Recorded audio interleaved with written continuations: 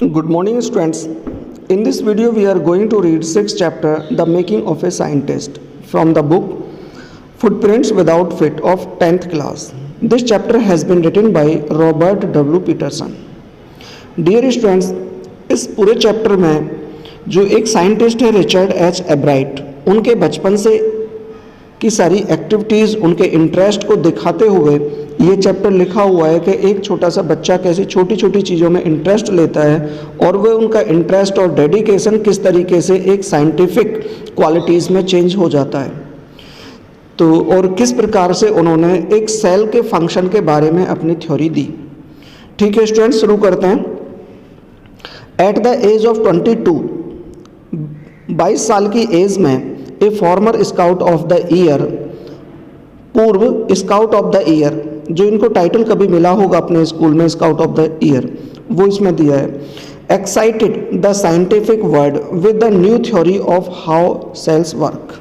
यानी एक 22 साल की एज में एक former scout of the year ने साइंटिफिक वर्ल्ड को किस प्रकार अपनी नई थ्योरी से चौंका दिया था या उत्तेजित कर दिया था, और वो थ्योरी थी कि सेल्स किस तरीके से काम करती हैं। Richard H. Ebright and his college roommate explained the theory in an article in the Proceedings of the National Academy of Science। जो Proceeding of the National Academy of Science है, ये एक पत्रिका है, जो साइंटिफिक न्यूज़पेपर है। तो ये है कि रिचर्ड एच एब्राइट और उसका जो स्कूल का रूममेट था, उसने इस थ्योरी को एक आर्टिकल में छपवाया था, आर्टिकल के रूप में छपवाया था proceedings of the national academy of science नाम के न्यूज़पेपर में। It was the first time this important scientific journal had ever published the work of college students. और ये पहली बार था जब इतने महत्वपूर्ण साइंटिफिक जर्नल ने, वैज्ञानिक एक पत्र ने कभी कॉलेज के स्टूडेंट्स की आर्टिकल को छापा था। ये सबसे पहली बार था, अदरवाइज तो बड़े बड़े साइंटिस्ट के आर्टिकल इसमें छपते थे। इन स्पोर्ट्स में that would be like making a big league at the age of 15। और यदि स्पोर्ट्स की तरह से माने तो ये घटना एक ऐसे थी जैसे कि स्पोर्ट्स में एक 15 साल के लड़के को बहुत बड़ी लीग बनाने जैसा हो। And hitting a home run your first time at bat. और इसको ऐसे मानिए, ये घटना एक ऐसी थी जैसे कि आप अपने होम प्ले में, या कह सकते हैं कि जो अपना घर पे आप खेलते हैं उसमें आप सबसे पहले बैट पकड़कर अपना पहला रन लेते हैं। फॉर रिचर्ड एब्राइट, और रिचर्ड एब्राइट के लिए it was the first in a long string of the achievements in science. और रिचर्ड एब्राइट के लिए साइंस वर्ग में जो उन्होंने, साइंस की दुनिया में जो उन्होंने अचीवमेंट हासिल किए हैं, उस पूरी लंबी सीरीज में ये सबसे पहली घटना थी। एंड अदर फील्ड्स, यानी साइंस और अदर फील्ड्स में जो भी उनकी अचीवमेंट्स रहे हैं उनमें सबसे पहली घटना उनकी ये थी, या सबसे पहली उपलब्धि ये थी। And it all started with butterflies. और ये सब केवल बटरफ्लाइज से, तितलियों से शुरुआत हुई। अब तितलियों से कैसे शुरुआत हुई इसके बारे में हम पढ़ेंगे।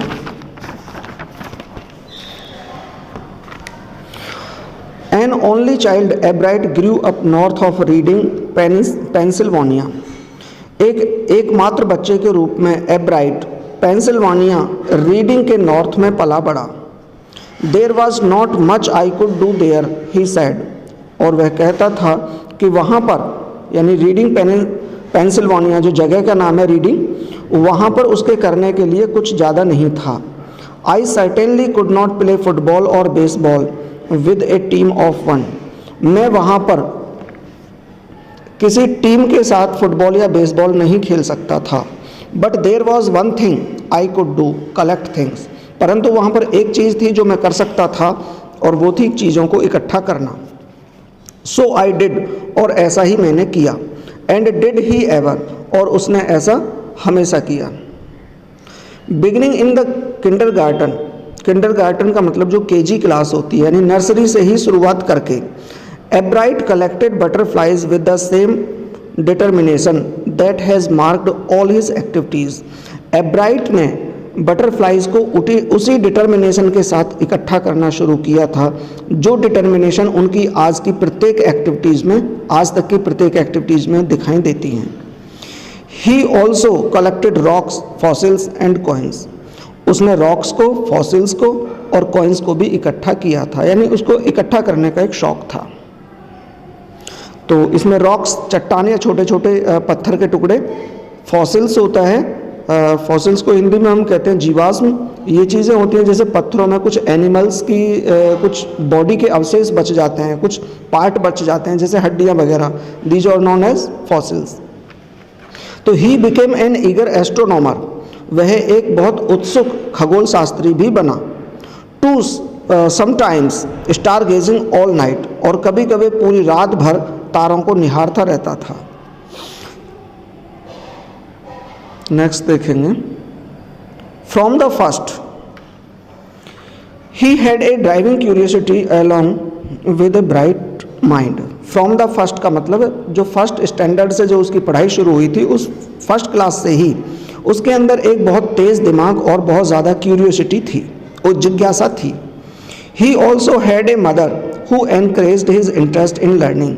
उसकी एक मदर थी जो उसकी पढ़ाई में या उसके सीखने में उसके इंटरेस्ट को प्रोत्साहित करती थी।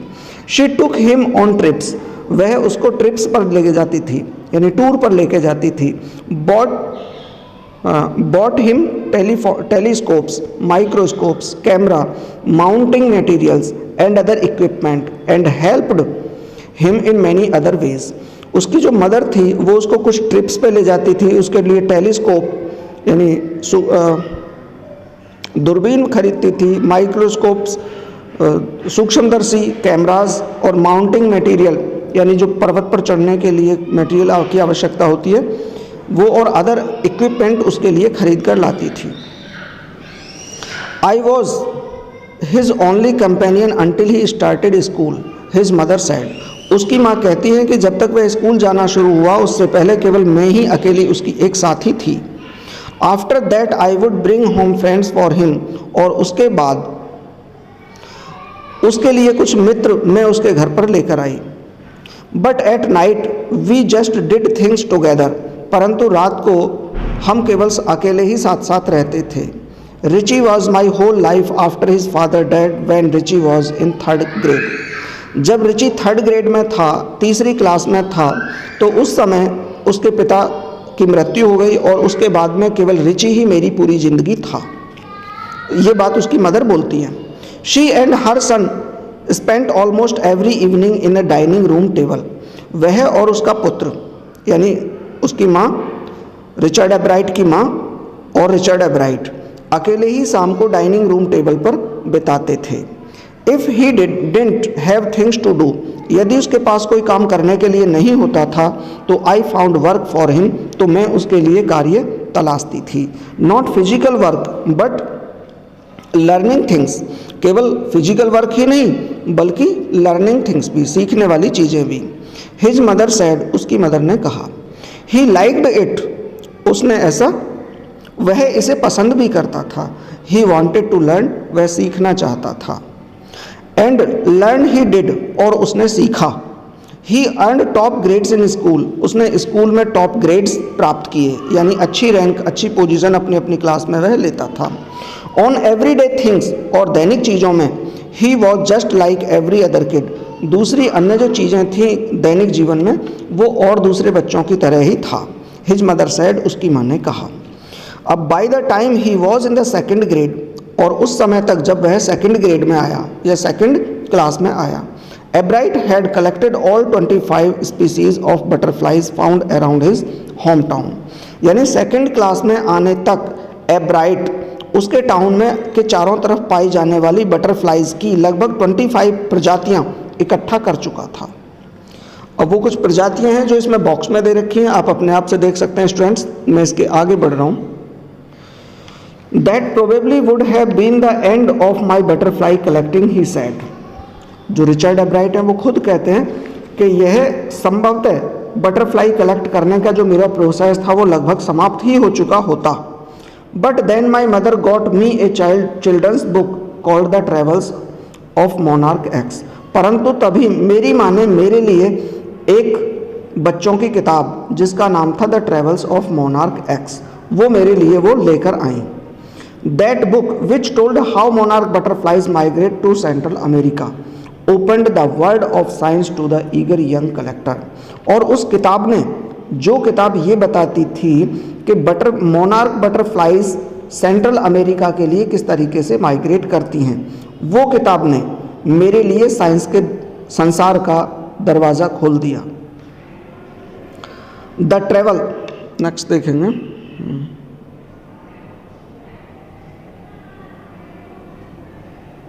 Young collector. At the end of the book, अब इसमें और क्या था भी कि at the end of the book readers were invited to help study butterfly migration. अब जो किताब थी वो the travels of monarch X, उस किताब के लास्ट में रीडर्स को आमंत्रित भी किया गया था कि जो बटरफ्लाई का माइग्रेशन है उसके अध्ययन में हेल्प भी करें। इसके लिए उनको आमंत्रित भी किया था राइटर ने। They were asked to tag butterflies for research by doctor Frederick A Urquhart of the university of Toronto Canada. University of Toronto Canada के जो प्रोफेसर थे डॉक्टर फ्रेडरिक ए अर्कुहर्ट, उनके द्वारा बटरफ्लाई को रिसर्च के लिए टैग करने के लिए कहा गया था। टैग करने का मतलब था यहाँ पर कि कुछ बटरफ्लाई आप पकड़िए और उनको आप निशान बना दीजिए, कुछ उस पर टैग लगा दीजिए, जिससे ये पता चल जाए कि ये बटरफ्लाई कहाँ से उड़कर आई है। जैसे दूर दूर अलग अलग क्षेत्रों से जाएंगे तो अलग अलग क्षेत्रों में जब पकड़े जाएंगे तो उसके माइग्रेशन के बारे में पता चलेगा कि वो कितनी दूर तक माइग्रेट कर सकती हैं, किन किन क्षेत्रों से आकर किन किन क्षेत्रों में माइग्रेट करेंगी। और इसका पता लगाने के लिए उसने सबको आमंत्रित किया था। Ebright's mother wrote to doctor Urquhart, Ebright की मदर ने डॉक्टर अर्कुहर्ट को लिखा। And soon Ebright was attaching light adhesive tags to the wings of the monarch. और जल्दी ही जो एब्राइट थे, रिचर्ड एब्राइट, वो जल्दी ही जो बटरफ्लाइज के मोनार्क नाम की जो बटरफ्लाइज थीं उनके पंखों में हल्के से टैग लगाना उन्होंने शुरू कर दिया। Anyone who found a tagged butterfly was asked to send the tag to doctor Urquhart. और उसमें ये लिखा जाता था कि कोई भी यदि बटरफ्लाई को पकड़ता है, जिसको ये बटरफ्लाई पाए, वो डॉक्टर अर्कुहर्ट के पास ये टैग लेकर जाए। ठीक है, नेक्स्ट पर अगर आप देखते हैं, the butterfly collecting season around Reading last 6 week in the late summer.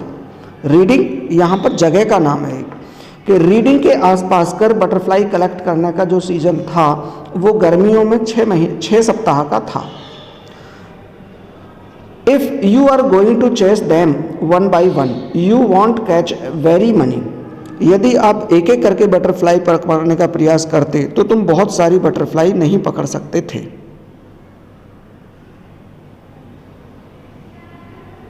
तो क्या हुआ? So the next step for Ebright was to raise a flock of butterflies.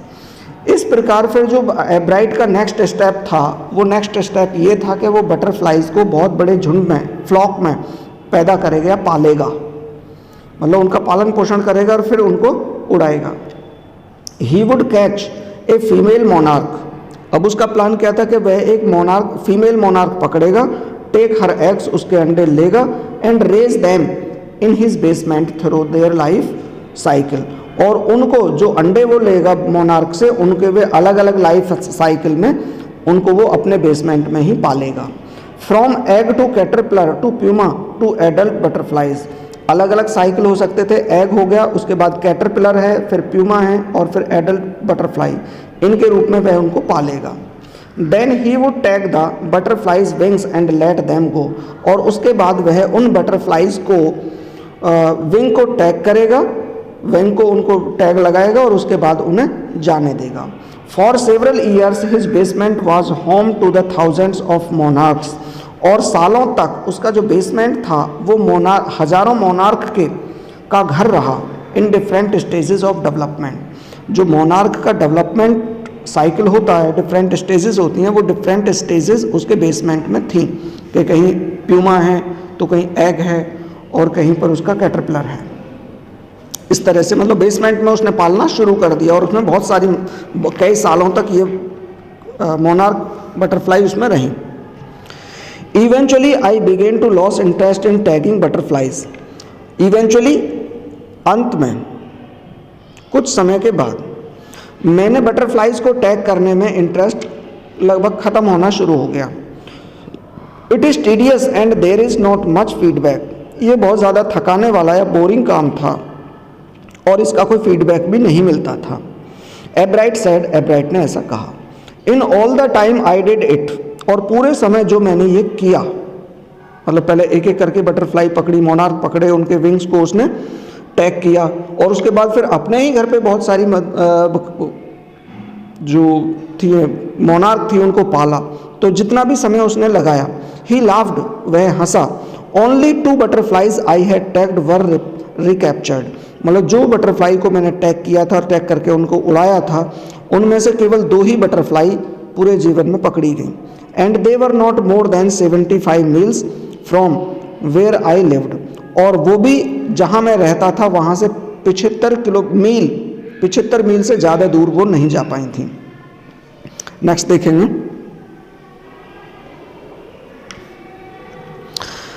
Then in the 7th grade, और अब 7वीं ग्रेड में यानी 7वीं class में वो आ चुका था। तो ये बोल रहा है कि 7th ग्रेड में he got a hint of what real science is, कि उसे उस चीज़ का हिंट मिला कि वास्तव में साइंस क्या है। When he entered A county science fair and lost, जब उसने एक काउंटी साइंस फेयर में हिस्सा लिया और उसमें वह हार गया, तब उसको पता चला कि वास्तव में रियल साइंस का क्या मतलब है। It was really a sad feeling to sit there and not get anything while everybody else had won something, और वहाँ पर बैठना और बिना कोई चीज़ प्राप्त किए, जबकि वहाँ पर प्रत्येक व्यक्ति कुछ ना कुछ प्राप्त कर रहा था, ऐसी जगह पर बैठना बिना कुछ प्राप्त किए उसके लिए बहुत बड़ी दुखद भावना थी। एब्राइट सेड, एब्राइट ने कहा। His entry was slides of frog tissues, उसकी जो एंट्री हुई थी यानी फेयर में जो कंपटीशन हुआ था साइंस का, एक प्रतियोगिता थी, उसमें जो उसकी एंट्री थी, उस एंट्री का आधार केवल उसका था कि उसके पास फ्रॉग के टिश्यूज़ थे, which he showed under a microscope, जिनको वह माइक्रोस्कोप के अंडर एक स्लाइड बनाकर दिखा रहा था। तो उस स्लाइड के आधार पर उसका उस प्रतियोगिता में उसका नाम आ गया। He realized the winners had tried to do real experiment, उसने महसूस किया कि जो उस प्रतियोगिता में भाग लेने वाले थे और जो विनर बने थे उन्होंने वास्तविक एक्सपेरिमेंट किए थे। Not simply make a neat display, मात्र केवल एक साफ प्रदर्शन ही नहीं था बल्कि रियल एक्सपेरिमेंट थे, जबकि उसका केवल एक नीट प्रदर्शन ही था कि उसने अपनी एक स्लाइड बनाई और उसको दिखा रहा था, इससे ज़्यादा उसका कुछ नहीं था। Already the competitive spirit that drives Richard एब्राइट was appearing, अब जो रिचर्ड एब्राइट के अंदर पहले से ही कुछ कॉम्पिटिटिव भावना थी वो अब उजागर हो रही थी।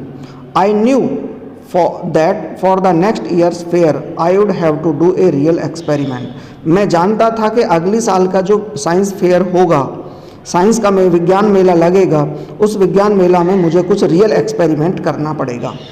ही सेड, उसने कहा।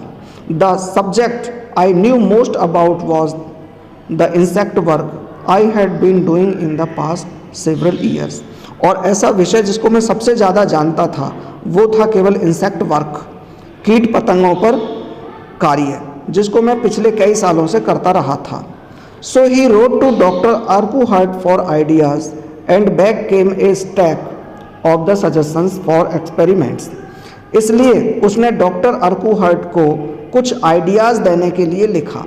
And back came A stock of the suggestions for the experiment, और बहुत सारे एक्सपेरिमेंट्स के बहुत सारे सजेशंस डॉक्टर अर्कुहर्ट ने उसको वापस भेजे। Those kept एब्राइट busy all through high school, अब इस बात ने जो उनके सजेशंस थे डॉक्टर अर्कुहर्ट के, उन डॉक्टर अर्कुहर्ट के सजेशंस ने एब्राइट को हाई स्कूल तक बहुत ज़्यादा बिजी रखा। पहले अभी इसके पहले स्टेप में था कि वो 7th क्लास में था, तो 8th 9th 10th जो भी था उसका हाई स्कूल का पूरा, उस तक उसको पूरी तरह से उन्होंने बिजी रखा, मतलब उन्होंने जो सजेशन दिए थे उन्हीं पे वह कार्य किया उसने 10th क्लास तक।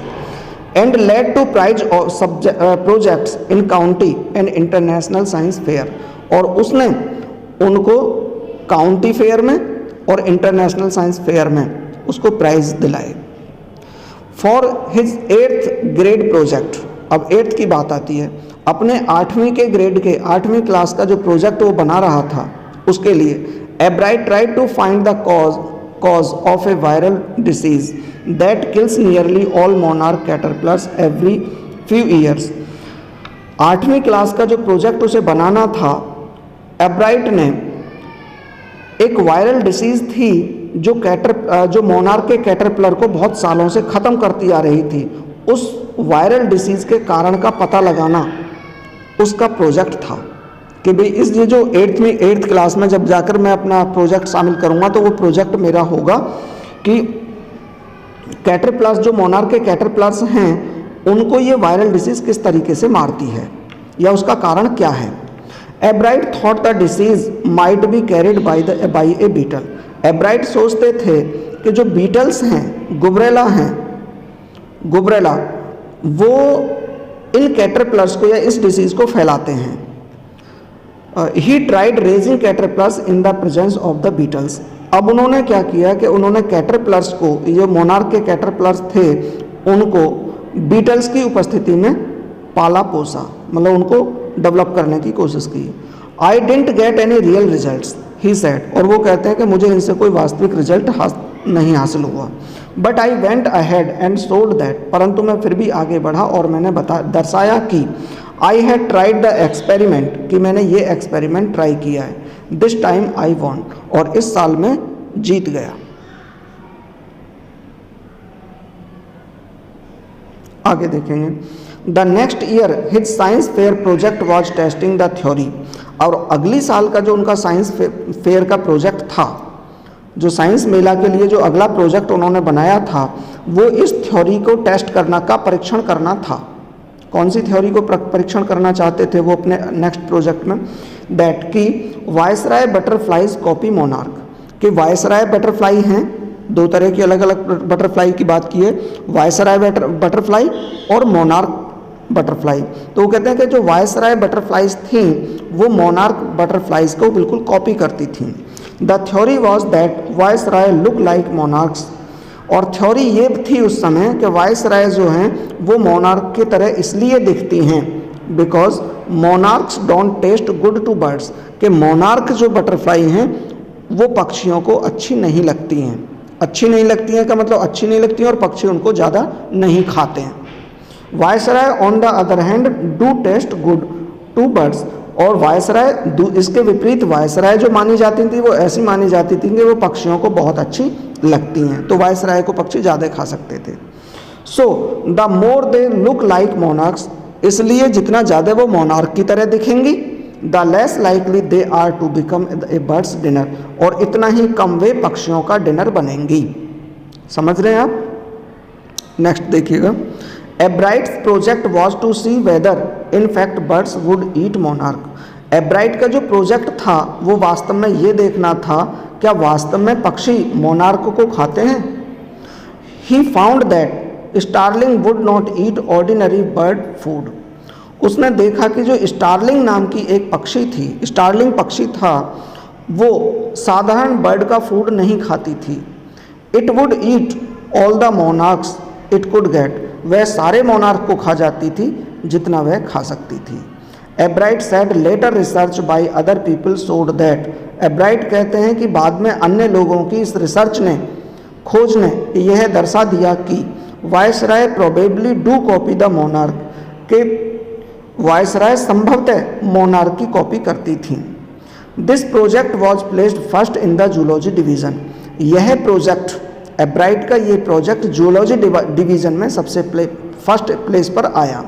And third overall in the county science fair, और पूरे काउंटी के साइंस फेयर में तीसरे नंबर पर था, मतलब जूलॉजी डिपार्टमेंट में फर्स्ट पोजीशन पर, लेकिन अगर ओवरऑल साइंस फेयर की बात करें तो वो तीसरे नंबर पर था। ठीक है स्टूडेंट्स, आगे बढ़ते हैं भाई।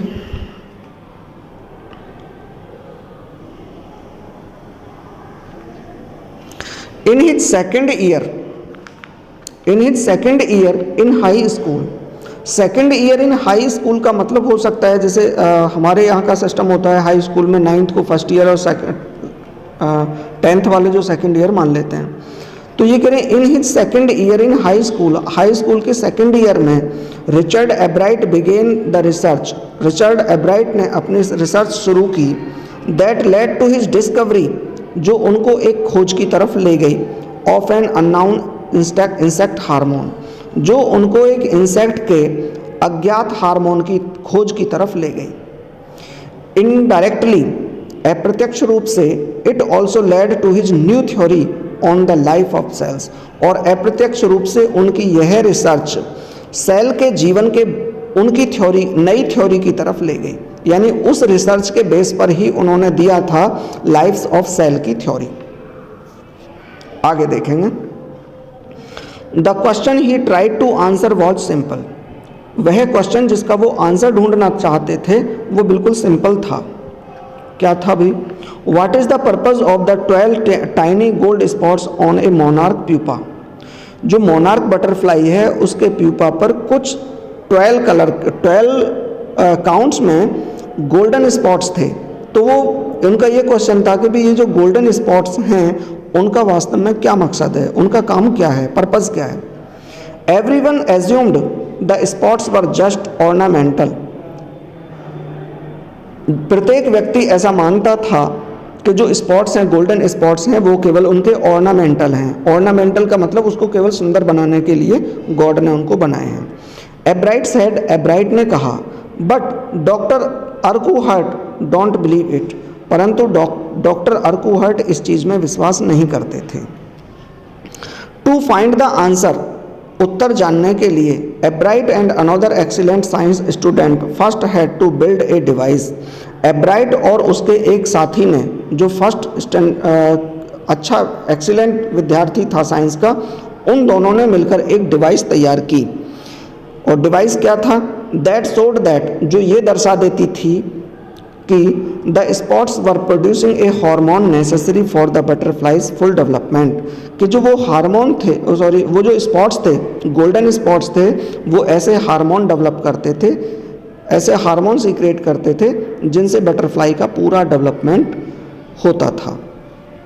This project won Ebright first place in the county fair, और ये जो प्रोजेक्ट उसने तैयार किया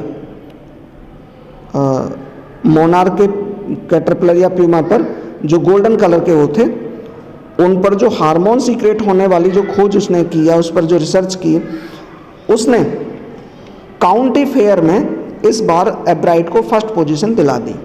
and entry into the international science and engineering fair, और इसी ने इंटरनेशनल साइंस और इंजीनियरिंग फेयर में उसको एंट्री भी दिला दी, मतलब उसको पार्टिसिपेट करने के लिए योग्य बना दिया गया। There he won third place for zoology, यहाँ पर उन्होंने जूलॉजी के लिए तीसरा स्थान प्राप्त किया। He also got a chance to work during the summer at the entomology laboratory of the Walter Reed Army Institute of Research, और अब उन्हें Walter Reed Army Institute of Research की एंटोमोलॉजी लेबोरेटरी में गर्मियों में काम करने का चांस भी मिल गया। एंटोमोलॉजी का मतलब होता है कीट विज्ञान। कीट विज्ञान जैसे कि बटरफ्लाई ही होते हैं, इनका जो विज्ञान होता है वो एंटोमोलॉजी कहलाता है। Walter Reed Institute, as a high school junior, और एक हाई स्कूल जूनियर के रूप में Richard Ebright continued his advanced experiments on the monarch pupa. Richard Ebright ने मोनार्क प्यूपा पर अपने कुछ एडवांस्ड एक्सपेरिमेंट करना जारी रखा। That year his project won first place at the international science fair, और इस प्रोजेक्ट ने उसे इंटरनेशनल साइंस फेयर में फर्स्ट प्लेस दिला दिया। And gave him another chance to work in the army laboratory during the summer, और गर्मियों में दोबारा से उसको आर्मी लेबोरेटरी में काम करने का चांस भी दिला दिया। इन हिज सीनियर ईयर, अब जो हाई स्कूल की उसके सीनियर ईयर थी उसमें, he went a step further, वह एक कदम और आगे गया। He grew cells from a monarch's wing in a culture. अब उसने कल्चर में मोनार्क के एक पंख से कुछ सेल्स को बड़ा किया, मतलब सेल्स को डेवलप कर दिया। एंड शोड दैट, और उसने दिखा दिया कि the cells would divide and develop into normal butterfly wing scales only if they were fed the hormone from the gold spots. उसने दर्शा दिया कि जो सेल्स हैं, यदि उनको गोल्ड स्पॉट से निकलने वाला हार्मोन लगातार दिया जाए तो वो सेल्स अपने आप से विंग्स स्केल्स में डेवलप होती चली जाती हैं। यानी एक सेल्स निकालो, वही डिवाइड होती चली जाएगी और बाद में वो विंग स्केल्स बना देगी, यदि उसको वह गोल्ड स्पॉट से निकलने वाला हार्मोन दिया जाए तो। The project won first place for zoology, और इस प्रोजेक्ट ने उसको जूलॉजी का फर्स्ट प्लेस दिला दिया एट द इंटरनेशनल फेयर में। He spend the summer after graduation doing further work at the army laboratory. He spend the summer after graduation. अच्छा, यहाँ पर एक वर्ड था इन हिज सीनियर ईयर। जो सीनियर ईयर है ये ग्रेजुएशन की सीनियर ईयर है। तो अब वो यहाँ पर आता है कि ही स्पेंट ए summer after graduation doing further work eight ए आर्मी लेबोरेटरी। आर्मी के लेबोरेटरी में आगे काम करने, दोबारा देखेंगे इसको। ही spent the summer after graduation, उसने ग्रेजुएशन के बाद की जो गर्मियाँ थीं वो आर्मी लेबोरेटरी में और आगे काम करके बिताई। And at the laboratory of USA department of agriculture, और इसके बाद भी फिर यूएस डिपार्टमेंट ऑफ एग्रीकल्चर की लेबोरेटरी में भी बिताई। द फॉलोइंग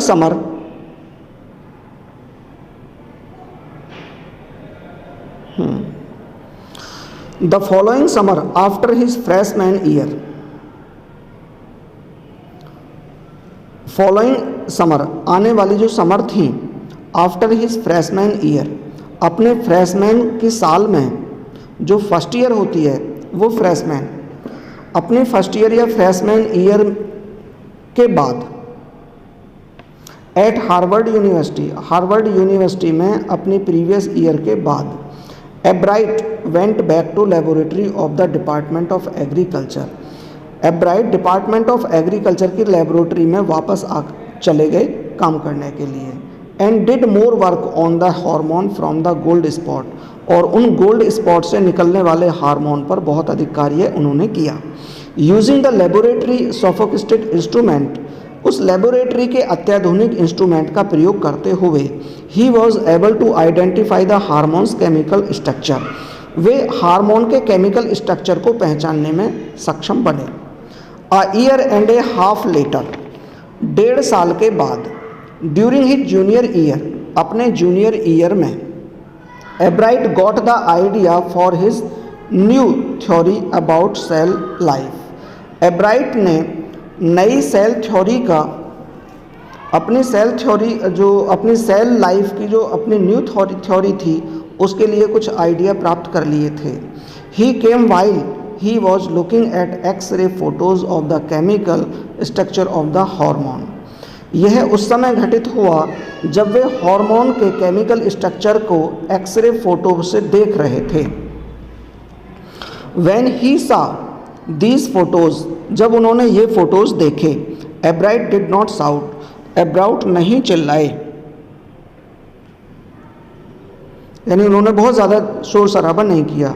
यूरेका, नहीं चिल्लाने का मतलब उन्होंने यूरेका नहीं किया। यूरेका का मतलब होता है जैसे अपनी ही सफलता पर अपनी ही जश्न मनाना, अपने को ही बहुत ज़्यादा खुशी मनाना, इस तरह से उन्होंने नहीं किया। और even I have got it, और ऐसा भी उन्होंने नहीं चिल्लाया कि हाँ मुझे ये चीज़ मिल गई है।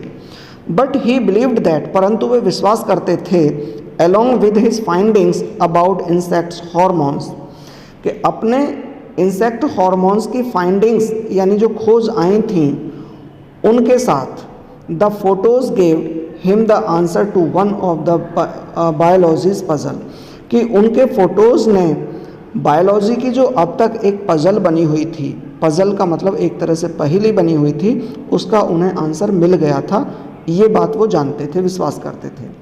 How the cell can read the blueprint of its DNA, और वो था कि जो सेल्स हैं वो अपने डीएनए के ब्लूप्रिंट को किस तरीके से पढ़ती हैं।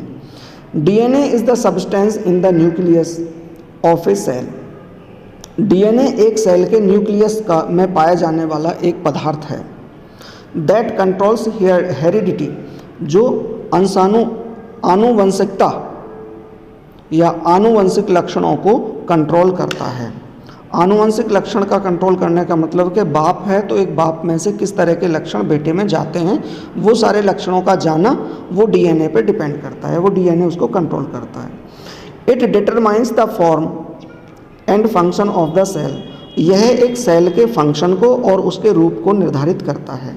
दस DNA is the blueprint for life, और इस प्रकार डीएनए जीवन के लिए एक ब्लूप्रिंट है। ये बात इस चीज़ के लिए पता लगाई। नेक्स्ट देखेंगे, एब्राइट एंड हिज कॉलेज रूममेट। एब्राइट और उसके कॉलेज का जो रूममेट था, उसका साथी जेम्स आर वोंग, उसने worked all that night drawing pictures, उन्होंने पूरी रात भर एक पिक्चर ड्राइंग करने में लगा दी। And constructing plastic models of molecules to show, और उन मॉलिक्यूल्स के प्लास्टिक मॉडल्स बनाने में पूरी रात लगाई।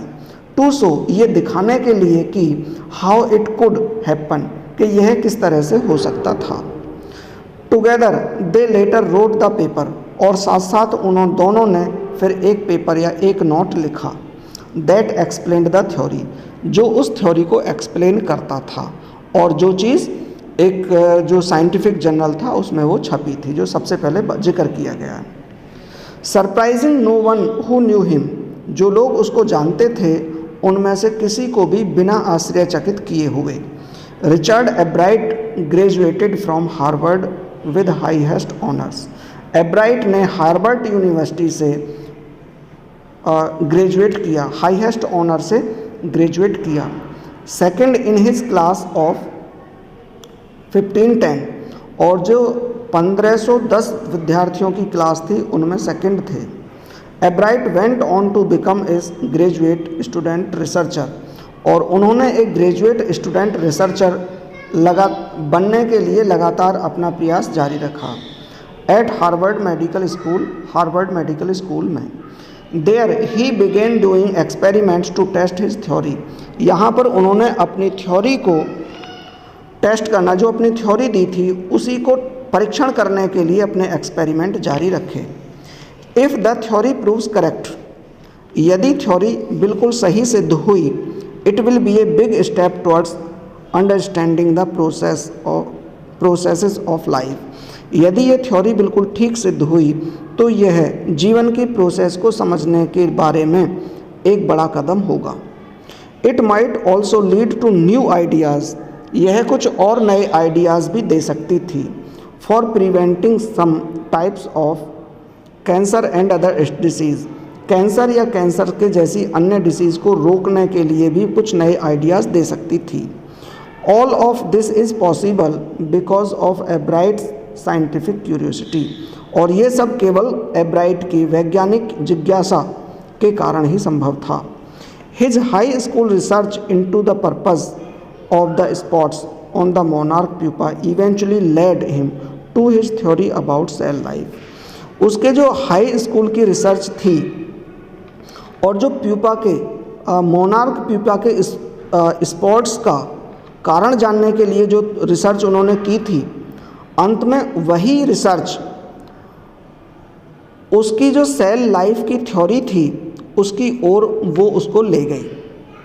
यानी जो 10th क्लास में उसने कभी स्पॉट्स से निकलने वाले हार्मोन के बारे में जो पता लगाने के लिए रिसर्च की थी, उस रिसर्च की वजह से ही उसकी सेल थ्योरी डेवलप हो पाई। नेक्स्ट है भाई 4-5 पैराग्राफ छोटे छोटे और बचे हैं। Richard Ebright has been interested Richard Ebright has been interested in science since he first began collecting butterflies. Richard एब्राइट तभी से विज्ञान में इंटरेस्ट रखते थे जब से उन्होंने सबसे पहले बटरफ्लाई को कलेक्ट करना शुरू किया था। कब से किया था? किंडरगार्टन में, यानी नर्सरी क्लास से ही वो बटरफ्लाइज में इंटरेस्टेड थे। But not so deeply that he has not time for other interest, परंतु इतने भी ज़्यादा गहरे नहीं थे कि उन्हें और चीज़ों में और अन्य इंटरेस्ट चीज़ों के लिए टाइम ना था। Ebright also become a champion debater. एब्राइट एक चैम्पियन डिबेटर, इस वाद विवाद चैम्पियन भी बने, एंड पब्लिक स्पीकर भी बने, and a good canoeist, canoeist का मतलब एक अच्छे नाव चलाने वाले नाविक भी बने, and all around outdoors person, और एक आउटडोर पर्सन भी बने, all rounder outdoor person. Outdoor person का मतलब है बाहर के जो आउटडोर एडवेंचर्स होते हैं उनमें भी उनको इंटरेस्ट था। He is also an expert photographer, वो एक अच्छे एक्सपर्ट फोटोग्राफर भी थे, particularly of nature and scientific exhibits, विशेष रूप से प्रकृति के लिए और साइंस की प्रदर्शनियों के लिए भी, यानी साइंस की कोई प्रदर्शनी हुई है तो उसके लिए भी कुछ फ़ोटो अच्छे खींचते थे वो, और जो नेचर में कभी वो घूमने जाते थे, भ्रमण के लिए जाते थे, तो वहाँ पर भी वो अच्छी फोटोग्राफी करते थे। इन high school Richard एब्राइट was a state a student. High school में रिचर्ड एब्राइट बिल्कुल एक सीधे साधे विद्यार्थी थे। बिकॉज लर्निंग वॉज ईजी, क्योंकि लर्निंग बहुत ज़्यादा आसान थी। ही turned a lot of his energy towards the debating and model United Nations clubs. उन्होंने बहुत ज़्यादा अपनी एनर्जी डिबेट करने में और मॉडल यूनाइटेड नेशंस के क्लब्स में अपनी एनर्जी बिताई। He also found someone to admire, Richard A Weirer. उन्होंने अपना एक प्रशंसक रिचर्ड ए वियरर के रूप में पाया। हिज सोशल स्टडीज़ टीचर, और ये कौन थे Richard A Weirer? Social studies के उनके टीचर, अध्यापक, and adviser to both clubs, और दोनों क्लब के लिए एक एडवाइज़र भी ये थे। Mister Weirer was the perfect person for me then, he opened my mind to new ideas, Ebright said. Ebright कहते हैं जो मिस्टर वियरर थे वो मेरे लिए उस समय बहुत परफेक्ट व्यक्ति थे, और उन्होंने मेरे लिए मेरा दिमाग नए नए विचारों के लिए खोला। Richard would always give that extra effort. Richard हमेशा कुछ एक्स्ट्रा इफर्ट देते थे, एक्स्ट्रा इफेक्ट करते थे, मतलब अतिरिक्त प्रयास करते थे। Mister wearer said, mister wearer कहते हैं कि जो एब्राइट हैं, रिचर्ड एब्राइट है, वो अतिरिक्त प्रयास करते थे। वाट प्लीज्ड मी वॉज, और जो चीज़ मुझे बहुत ज़्यादा पसंद थी उनके बारे में, here was this person who put in 3 or 4 hours at night doing debate research besides doing all his research with butterflies and his other interest. तो मिस्टर वियरर कह रहे हैं कि जो मिस्टर रिचर्ड के बारे में मुझे सबसे ज़्यादा बात पसंद थी वो ये थी कि वो अपने बटरफ्लाई के रिसर्च और अन्य कुछ इंटरेस्ट के लिए काम करने के साथ साथ वो प्रत्येक रात 3 से 4 घंटे तक डिबेट रिसर्च के लिए भी देते थे, एक्स्ट्रा प्रयास करते थे। ये मुझे सबसे अच्छी बात पसंद थी, ये बात कह रहे हैं mister wearer. Richard was competitive, mister wearer continued. अब मिस्टर वियरर और आगे जारी रखते हैं अपनी बात को, और क्या कहते हैं कि रिचर्ड वॉज कम्पिटिटिव, रिचर्ड बहुत ज़्यादा प्रतिस्पर्धा वाला व्यक्ति था, but not in a bad sense. प्रतिस्पर्धा तो थी, कंपटीशन की भावना तो थी, लेकिन बुरे तरीके में नहीं थी। ही एक्सप्लेन्ड, उन्होंने एक्सप्लेन किया, Richard was not interested in winning for winning sake. Richard कभी भी केवल जीतने के लिए जीतना पसंद नहीं करते थे, और winning to get a prize, और केवल उपहार या फिर प्राइज़ जीतने के लिए जीतना पसंद नहीं करते थे। रेदर, इसके अलावा, बल्कि अपेक्षाकृत ही वॉज विनिंग, वो इसलिए जीत रहे थे because he wanted to do the best job he could, क्योंकि वो इतना अच्छा कार्य करना चाहते थे जितना वो कर सकते थे। मतलब अच्छा कार्य करने पे फोकस करते थे, ज़बरदस्ती जीतना या प्राइज़ जीतना नहीं। फॉर द राइट रीजन्स, अच्छे कारणों के लिए, he wants to be the best, वे सबसे अच्छा बनना चाहते थे अच्छे कारणों के लिए। And that is one of the ingredients in the making of a scientist, और साइंटिस्ट बनाने के लिए जिन तथ्यों की आवश्यकता होती है उनमें से सबसे अच्छा एक ये तथ्य भी है। कौन सा तथ्य? कि हम हमेशा अच्छा करने के लिए प्रतिस्पर्धा करें, ना कि केवल जीतने के लिए। Start with A first rate mind, मतलब फर्स्ट रेट माइंड के साथ हम शुरुआत करें। फर्स्ट रेट माइंड का मतलब होता है बिल्कुल ए ग्रेड का माइंड लेकर, एक सच्ची विचारधारा लेकर हम अपने काम को शुरू करें। ऐड क्यूरियोसिटी, और उसमें जिज्ञासा जोड़ें। And mix in the will to win for the right reason, और अच्छे कारणों के लिए जीतने की इच्छा उसमें मिक्सअप करें। एब्राइट हैज़ दीज क्वालिटीज़, अब वो कहते हैं, जो मिस्टर बियर हैं वो कहते हैं कि एब्राइट के अंदर ये क्वालिटीज़ थीं। From the time the book, ये उसी समय से, उस बुक की समय से। कौन सी book? The travels of monarch X, जो बचपन में ही उसकी मदर ने उसको the travels of monarch X वाली बुक, बच्चों वाली बुक ला के दी थी। जब से वो किताब उसको मिली थी तो उसी समय से opened the world of science to him, जिसने उसके लिए साइंस का संसार खोल दिया था, उसी समय से। Richard Ebright has never lost his scientific curiosity, उस समय से रिचर्ड एब्राइट ने अपने विज्ञान के लिए जिज्ञासा को कभी भी खोने नहीं दिया। ठीक है students, that was the explanation of this chapter. Thank you very much, have a great day.